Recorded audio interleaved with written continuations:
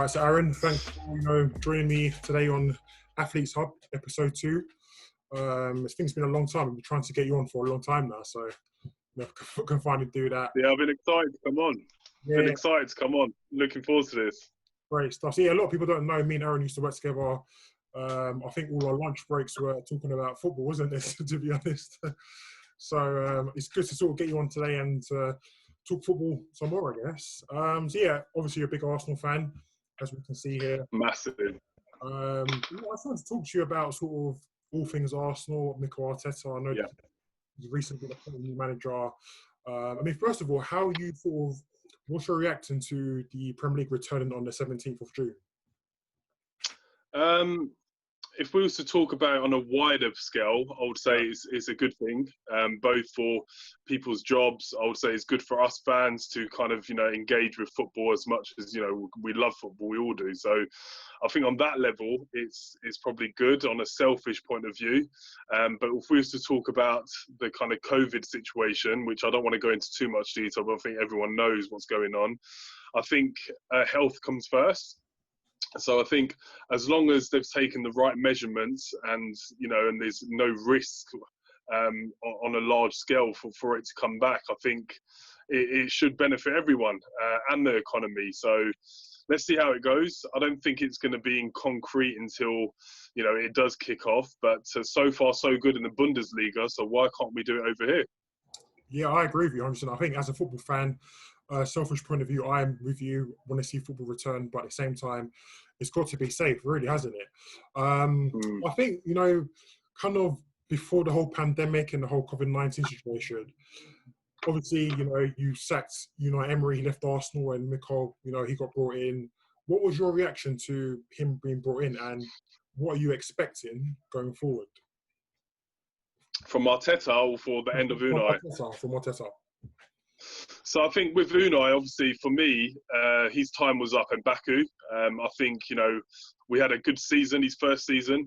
We'd had that whole good 20-game run in without losing. And then, towards the latter end, he started to really kind of, fall apart when it came to the Premier League to start off with. And I think that Baku defeat against Chelsea, I think really kind of ended the kind of spirit across the team. So I thought personally it should have happened much sooner than when it did.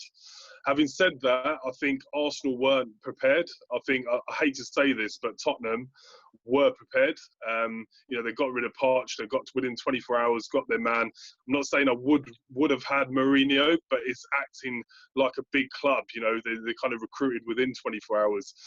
Arteta was a bit of a surprise for me.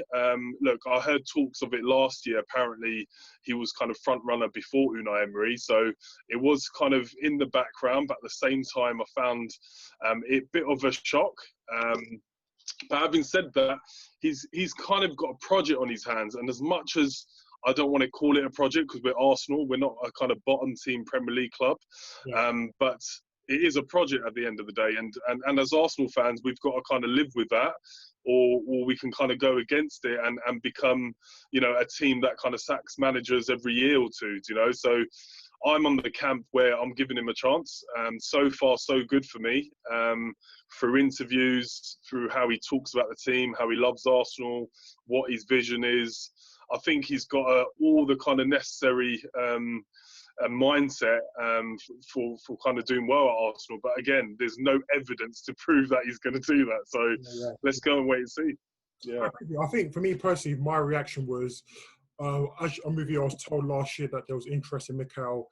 I think if you're sort of assessing Mikel as a modern day manager, of course he's not got that experience of being the number one man, but I think for his playing days at Everton, during that period, there wasn't too many of his type at Everton. I think him, Stephen Pienaar, Tim Cahill, they kind of stood out a bit because they were sort of different to what they.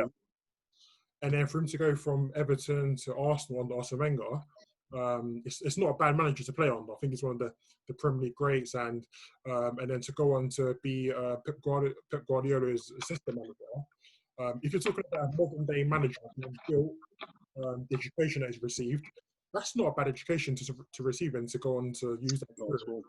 manage Arsenal. So, I mean, what are you really expecting from? I know you've said there's a big project in your hands, and it's going to take a long time for him to really get things sort of going the way you want it to go. But what realistically would you expect in the next next year or so? Next year or so. So let's just hope this season, finishes first. But it was a difficult period because I don't know if you're aware, but we haven't lost a Premier League game this year. And people might say, there was a few draws in there. Yes, so what? We still ain't been beaten. So just having that mentality he's brought in, he has given us a lift. And if this COVID didn't happen, I do see us kind of challenging for that top 5, top 4 place. Where if Man City's kind of position of Champions League didn't go through, then I think we could have had a potential getting 5th. Having said that, for it to restart now, I'm quite 50-50 of how we're going to go, because we don't know what the fitness of the players is going to be like, the mentality. So let's just say, for argument's sake, we finished top 6, so we still got Europa League this season. My main focus will be this summer. So once this season's over, I really want to see what the hierarchy do at Arsenal. People say we don't spend. Kroenke does spend. We spent over 100 million last year on players, so he does spend. For me, it's kind of getting the Arteta players in. So whoever he thinks is going to fit his system, his style of football, get those in and get the deadwood, in my opinion, out. If he does that in the summer, I do feel we have a strong season next season, and you're going to see the signings that haven't come into fruition this season really kind of relish next season. So the likes of Nicolas Pepe, I think is going to get much better next season. Martinelli, I think is going to, he's been a kind of a golden star for us this season. So, Saka as well, he can do brilliant next season. So there's a lot to look forward to. I am expecting a top 4 finish next season if we get the right kind of players in, and then it's just building blocks. The year after that, I'm expecting us to challenge, but for next year alone, I would say a definite top 4 finish for me. I think that's a good point. You mentioned about sort of getting the right signings in come the summer or whenever that might be. But I think one test that every manager sort of comes under is, who can you develop? And you've mentioned Pepe, you've mentioned Martinelli, you've mentioned Saka as well. Is there anyone else in that squad who you thought, okay, under Emery, they didn't really get a fair crack at it and they've got something to prove? Or would you say, you mentioned Bob Wood, I mean, give me examples of people. You can say, David Luiz, has he really worked out since joining Arsenal? No. Rob Holding's been injured a lot of the time as well. I think is Chambers still there? Callum Chambers? Chambers still there. He's injured at the moment. He's still there.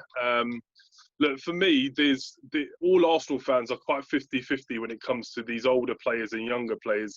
From my personal opinion, I feel if we talk about the older players first, the likes of David Luiz, Socrates, I think, they were brought in to do a short-term job, and that short-term job for me has finished. I think, if we keep one of them, I think we should just keep them for the experience to really kind of help the youngsters, but not have the same playing time. I think, we're having Saliba come in for next season. He's still young and raw. I think we just still need another CB, another centre-back that's going to be a bit more experienced, that we need to go out in the market and buy, to kind of help Saliba and kind of fit in. If we talk about the youngsters at Arsenal, there's so much promising talent coming through, and you as a United fan, I think likewise. For us, I would say, apart from Saka and Martinelli, who has got the headlines, the ones that have been disappointed, but I feel under kind of Arteta could get better. Again, I don't know what kind of, management style he has, but, by the talks of it, I say, Kieran Tierney, we haven't seen much of him this season. I think he's going to come, he could be potentially such a good signing for us. Reece Nelson doesn't get spoken about a lot. Him and Sancho are really good friends. They came from the same academy, brought up together, and their skills were supposed to be at the same level, but one's taken off and the other's kind of stayed stagnant. So I think there's a lot more to come from Reece Nelson. A lot of people don't know. I think one player who I was really impressed with him on loan was Eddie Nketiah at Leeds. Yeah. And I think he's someone who, if you're looking for a goal scorer, I think obviously you've got Aubameyang, Lacazette right now. But I think one thing with Arteta, what he may try to implement is their work off the ball. So I think in Yeah. a lot of games I've watched this season, as you mentioned, not losing any games so far, that's great. But the organisation and what the players are doing out of possession, that's what's really changed. So under Yeah. when I was watching Arsenal, it's very sort of static. Whereas I think a great example, which is a bad example from my point of view, is when you played against United on New Year's, and the pressing was so high. The pressing was high, lost the ball, pressed two. I was surprised. Yeah, I mean the way that they pressed the ball, and I think Arteta's going to implement a great style of football in possession, but out of possession, he's really going to make a difference. And I think so far, seen a few signs of that as well. So I think as an Arsenal fan, as you mentioned, there is sort of a project to be done, but with Mikel, he might not have the right the 10 years experience as a manager, but you can see the little signs he's trying, and that could potentially, change things around really. Is there anyone in the market right now that you're sort of thinking, if you could get this guy, then we can really, crack on?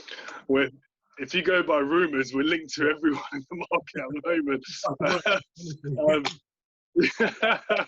We're like we always are, but to be completely honest with you, I want certain positions filled. So these are kind of common names that you might have heard of, but I'm talking about players that I've currently seen and I have seen that I feel that will improve Arsenal. Now, Thomas Partey, he's been talked about a lot. But we do still need, that holding midfielder. Yes, Torreira, I want to keep him, but I feel him and another defensive-minded midfielder is what we need in them tough away games, because that's where we struggle, the tough away games. Well, I think with Partey as well, obviously, fellow Ghanaian, love the guy. He's been really good. I watched him in African Cup of Nations, I think it was last year or the year before. And exceptional midfield. I watched him against Liverpool in the Champions League. Great. Yeah, brilliant. Yeah. If us could get someone like that, I think you're right. He could really sort of, because I think in the midfield, I think since Vieira, we haven't replaced him. Between the second and so he could be a perfect player to fill that. But he can carry on. I just feel that a lot of people, especially Arsenal fans, always feel about if we get Partey, we need to sell someone. If we get this player, we need to sell someone. I remember Arsenal growing up at Highbury to be someone where there was 2-3 people per position, and they were at a good level, the backups as well. So why do we need to sell people to bring in people? Build on what we got. Xhaka and Torreira could work well in a home game. But then when you're going away to Liverpool, to United or to City, you can put Partey and Torreira, have two kind of really ball-winning defensive midfielders. And it's just having a different style of play to match the opposition. I feel hopefully Arteta will be that manager that adapts to every team style of play. But yeah, like you said, that's one player I would like. If we was to name one more, I'll say two main ones, because I'm not asking for a shopping list in one summer, but Partey will be one, and my dream signing for a centre back would be Upamecano. Strong, tall. I've seen so much of him, especially even now coming back to the Bundesliga. The guy's just a beast. He's exactly what we need. We need a leader, and he fits the bill, to be fair. But that's the two I'll go for. How about, I think also, I know Bellerin's had like a massive injury, and that sort of impacted, his progress, I suppose. I think before his injury, he was one of those players who was really good defensively, but he'd always get caught out defensively. And I think even the fans will begin to get on his back for his defensive liabilities there, really. So along with those positions you've mentioned before, is the right back position, is that somewhere? Because I think since Bakary Sagna, he was... Yeah. But you've sort of kind of, there's a lot of positions where you've had that almost player. So you've not really had... Yeah. At left back, you had Ashley Cole and then Gael Clichy at one point, and then I think it was Andre Santos at one point as well. So it's not really been that sort of solid, consistent, number one in each position really. So I think going forward for Arteta to keep Arsenal sort of competitive and keep them sort of challenging with the big guys. Again, you've got your own sort of wish list and shopping list, but based on the style of football he wants to play, it might be a completely different profile. Exactly. And I'm not against it. Look, these are kind of big names I mentioned that are known in the market. But who's to say that Martinelli from Brazil, what league was he in? You know, he came from an unknown league in Brazil. He trialled at Man United, you know, and Man United said no to him before he came to Arsenal, you know, and he's come in 10 goals, 4 assists for an 18-year-old from Brazil. So I'm going to just trust the system. Look, we got some people higher up now, Edu, Rolls and Ellie. They apparently got great kind of, you know, they talked about a lot in terms of bringing in the right players. Let's just trust them for one more summer and see if they really do back Arteta and his style of football. And like I said, I'll judge him come the end of next season because he would have had a full kind of, you know, summer to get his players in, and then we have a whole season ahead, and then we can take it from there. You did make a really good point on Bellerin. Like, I was a real big fan of Bellerin before his injury at Chelsea. Yeah. But that really set him back. You know, it's an ACL injury. I know how that feels, but on a professional level, ACLs obviously, you know, footballers don't recover from it well. Some people do. You know, you've seen the Everton guy Gomez. He's recovered really well. But then Bellerin, obviously, you know, people take the mick out of him. He likes his fashion modelling, etc. But on a football level, I would say he has lost a yard of pace. But who's to say he can't get that back? You know. So for me, I would give him another year, see how he develops under Arteta next year. But then not many people are talking about this Cedric from Southampton. You know, I think Arsenal actually linked him before. I think in January they linked to him, weren't they? Yeah. And now we ain't seen him yet. And, you know, as I've seen him in Southampton, he's not a bad right back at all. So we've got options there. I think that's not priority for us. I think the priority is still in that centre-back region and that defence in midfield, you know. We need to get that tied down, and then we can kind of move forward. I mean, also, I think just we're talking about bringing in players to Arsenal, but I think one key thing for every team that's trying to challenge for honours is to keep what you've already got. And I think there's been a lot of talk about Aubameyang and whether he's going to sign a contract, whether he's going to sort of commit to Arsenal, because I think I was watching the Europa League game when he went out against. Who was he went out against? Do you remember? Olympiacos. Don't remind me. It was bad memory, but it was like that game when he missed a chance in the last minute. It was like that was Arsenal's, because if they were still in that competition, they could have. No. I mean, they could actually go all the way there because good team, obviously, Man United in it as well. But people feel as if, well, because of Arsenal, you can't really guarantee success, and he's apparently too good to be at Arsenal. Are you sort of fearful that he's not going to sort of commit and sign a new contract, or are you confident that with him and Lacazette, that they're going to sustain a good partnership to stay there? Look, and nowadays, you know, back in the day, we could have said players love clubs. You know, with your heart on your sleeve, we can honestly say this player loves the club. Nowadays, it's really rare you find people love the club. When Aubameyang says he loves Arsenal, as much as people don't want to hear this, I actually think it's true. Like, he does love the club. I honestly do. I feel he's kind of fits in well. I think he's, you know, the teammates are great. The fans are great with him. He lives in London, you know, the city life. In terms of his footballing ability, I think, look, he's got to take age into consideration, and so do we as fans. He's 30 years old. The next contract will be his last footballing contract. So he needs to see what that means for him. Is he chasing money? Is he chasing titles? Is he chasing a different city? You know, but for me, Aubameyang's not a type of player that hasn't won stuff in the past. He's won titles at Dortmund, you know. Yes, he hasn't won the Champions League. Yes, his granddad wanted him to play for Real Madrid. But because of the coronavirus, will he want to move to those teams, or will those clubs will actually buy him? You know, he's not going to be expensive. You know, he's got 1 year left, so you're talking 30 to 40 million. That's how cheap you're going to get Aubameyang for. But the likes of Real Madrid and Barcelona have got a headache of players that they need to offload. So if anything, I see Aubameyang leaving Arsenal on a swap deal with one of those giant clubs' players, or I don't see where he would go. I honestly don't see where he would go who would do better than Arsenal next season.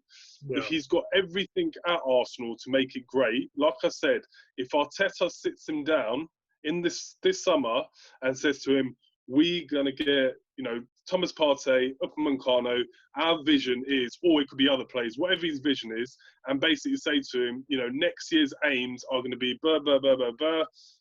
You never know. Aubameyang could just be like, there's ambition here. I want to finish my career at Arsenal. So it's a catch-22. I think the coronavirus really does help us in keeping him.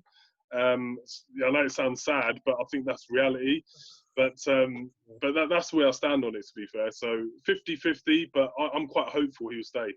Yeah, I think you made a good point. I think it's when it comes to sort of, you know, trying to keep players at our club, it's not always about them really. I think it's about the club sort of showing players that, okay, we want to go somewhere. Because Aubameyang's okay, people might say, okay, Arsenal's got an average side at the moment, but the guy's proved that he can still score goals on the average side. Exactly. If he's able to get 2 or 3 real quality players behind him, supplying him with passes, you know, really good defensively, then who knows where that's going to take him?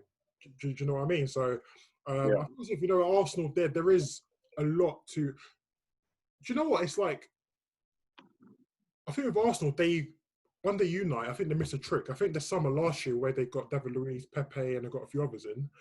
I think that was the time where they really should have got quality players, because prior to that, the season prior when you were in a Europa League final but lost, that was such a bad season because it was transition and they played some really good football at times. I remember you guys played against Tottenham at Emirates and was it 4-2? Yeah, I was there. 4-2. Yeah, it was brilliant. That was a really good performance, especially second half. So it was like you saw pictures of Arsenal actually, you know, playing well. But under Mikel Arteta, I think people are sort of expecting, okay, he's worked with Pep, he's worked on the Arsenal Wenger, which is true. But at the same time, being the number one guy and being able to implement your strategies onto players, that's not always it's not always straightforward, is it? So I think for me personally, as a rival fan, I think in 3 years, Arsenal could potentially transfer the Premier League, because it's not just about bringing the right players in, mate. It's about bringing the right players in. It's about adopting strategies, everybody being on board what to do. Mentality. That's it. And he's, based on the way he spoke so far, it's all about, okay, bringing everyone together, making sure that it's a collaborative group, it's a family sort of culture and atmosphere at the club, whereas before it was very individual. Look at Mesut Ozil, for example. I don't know, I want to get your take on this. Do you think he still has a future at Arsenal, or can you see him sort of being shipped out underneath Mikel Arteta? I think, Richard, from our working days together, I think you already know that I absolutely used to love Mesut Ozil. Like, I honestly thought I think his career at Arsenal have been 2 halves. You know, he's been here kind of 6-7 years. And I think the first kind of half of those years, I think he was great. You know, people don't see what he does off the ball as well as on the ball. I think it's not just about stats with him. Yes, he doesn't score as many goals as other number 10s in the world, but it's stuff that he does that makes us tick. It's that transition play of football. You know, when Santi was in the team, through the lines to Ozil, and it's just about having that. You know, Alexis Sanchez had that same relationship. They just made things ticking within the team. So on that front, I think he was really influential at Arsenal. Now, towards the last year of Arsene Wenger, Unai Emery, I think the guy is a mixture of the manager not playing him on an often basis, killing his confidence, him not liking the manager's tactics, him not caring about being at Arsenal, and that's strong for me, not caring to play for the fans, for the club that you say you love. I think then it started showing his true colours, and where I started really changing. That's a fact. As you mentioned how you loved Mesut Ozil, when you sort of came to a conclusion that he might not care as much, how did that make you feel? Yeah, when I thought, I'll tell you when I felt that. There was a specific game, and it was quite recent actually. So it was in Baku. Okay. And we were losing 2-0. The game went over. It was just over half time. The second half just started, and he got subbed off. Now, who was coming on in his replacement? I think it was Joe Willock that was coming on his replacement. So a young guy, passionate, you know, playing a Europa League final. And the guy walked slowly off the pitch, first of all. And second of all, he didn't encourage the youngster to come on the pitch and really kind of, you know, give it all, get one back. You know, we're still in this game. Yeah. He just, you know, head down, didn't care, walked off the pitch. That, for me, was more on a personal thing with Mesut Ozil, and he didn't care about the wider club. You know, us fans, the name on the T-shirt, he didn't care. And for me, that's when I lost a bit of respect for him. So what I'm trying to say is, I find Mesut Ozil, you know, is quite selfish as a footballer, and I feel, you know, it's come to a point now where this last contract that he signed for Arsenal, the true colours have shown. I think it's just for money, as opposed to, you know, having a great career or great final career at Arsenal. Yeah. That's where I stand. Okay, perfect. I mean, look, it's been a really good conversation today, Aaron, man. I appreciate you coming on today. It's been a good topic to talk about, because I think a lot of Arsenal fans are wondering what is the direction, what is the future of Arsenal right now. I think there's a glimpse of excitement, and there's optimist. What's that word? Was it optimistic? Optimistic, yeah. Yeah, optimistic. Yeah, a lot of people are optimistic about where it could go. But I think for the last question, I want to ask you, I know you've been a lifelong Arsenal fan, you've been to a lot of games over the years. Is there one memory that sticks out for you? Under Arsene Wenger, under Unai Emery, What, a good memory, a bad memory, a memorable memory? What kind of memory? A good memory. A good memory. Let's talk about Emirates. I've got loads at Highbury, but let's talk about Emirates. I would say there's been quite a few. It will probably have to, you know what, it's actually quite surprising. So there was quite a lot with Arsene Wenger. I think the Arsenal-Barcelona game, 2-1, sticks out for me.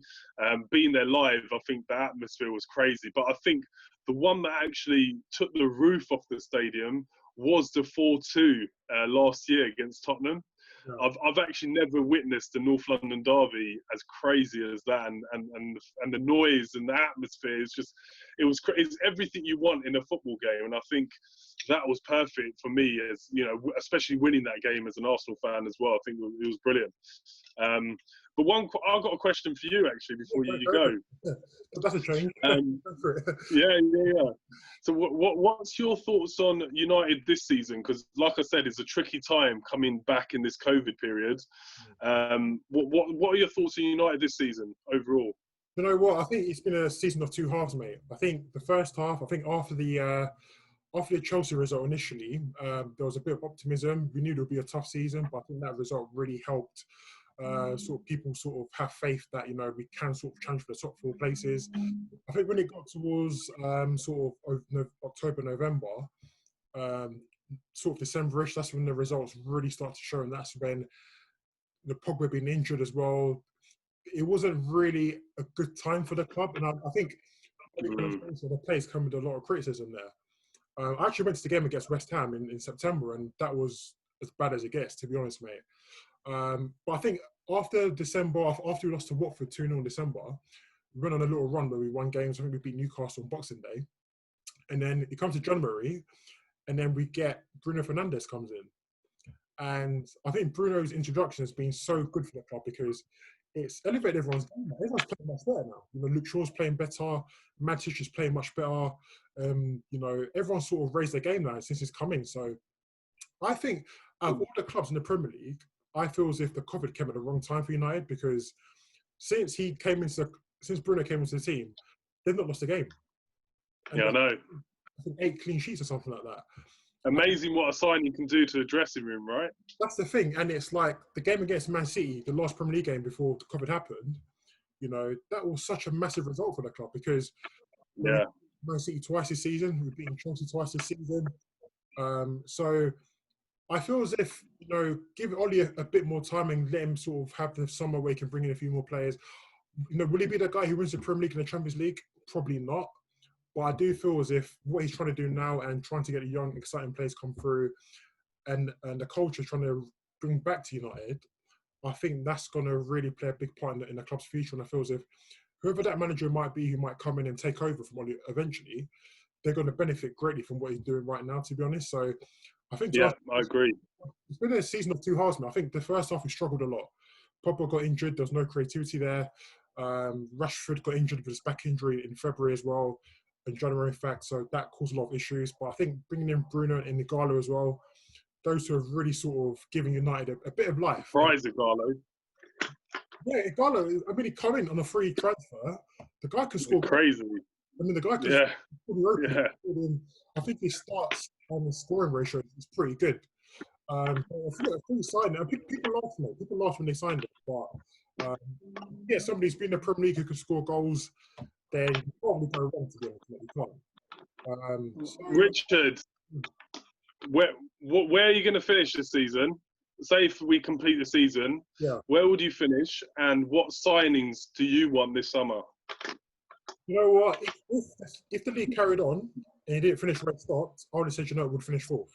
Because I genuinely believe the momentum that the club was building, the team was building at a point. And I think we beat Chelsea 3 times this season, twice away from home. Yeah. You know what I mean? Beat Tottenham as well, Old Trafford in December. So bringing in Bruno and Nicola, I think, if we didn't finish, I'll say fourth. But because we've had a long break now, we've got to come back. I'm not quite sure where everyone's fitness is at. It might take a few games to get back into match rhythm again. But I honestly think, mate, I think fourth because Pogba's come back. Everyone's fit now. Everyone's fit. Baye's fit as well. Everyone's fit. So there's no reason why we can't really go and have a massive push for top 4 places. I say fourth or fourth. But if I had to pick, I'll say fourth. I'll say fourth. Signings-wise, that really depends on who stays. If Pogba stays, I think Fred, Bruno, Matic, McTominay, I think that's a decent midfield, in my opinion. I think give Matic... I love McTominay. Yeah, great player. I mean, he's a guy, again, he's not pretty in the eye, but the guy, he loves it. He loves the club. He plays 100% every game, commits every challenge, up and down every game. I think Sancho would be a great signing. I think on the right wing, I think we're lacking. I like Daniel James, but I do feel as if he's very one-dimensional. I think he's very good when there's space to attack, and I think when we're playing on counter, he's very good. But we need somebody who can really beat a man one-on-one, like when we had Ryan Giggs or Ronaldo, even Valencia at one point. Valencia could beat his man one-on-one if he had to. So we kind of missed that right winger. I'm thinking maybe a striker. I think Martial's very 50-50, even though the guy's got great quality, but I feel as if he can be very hit and miss at times. So it needs growing up, I love Ruud van Nistelrooy growing up. Somebody who can really score goals and at least 25 goals every season. We've missed that type of player. You still need that centre forward. 20+ goals. We had Van Persie for that season, and then obviously he fell off. Rooney was always sort of tripling with 20 goals at least a season. So right now we do miss a striker, but I feel as if right back, love Wan-Bissaka, left back sorted with Williams and Shaw. I think Williams is a great prospect.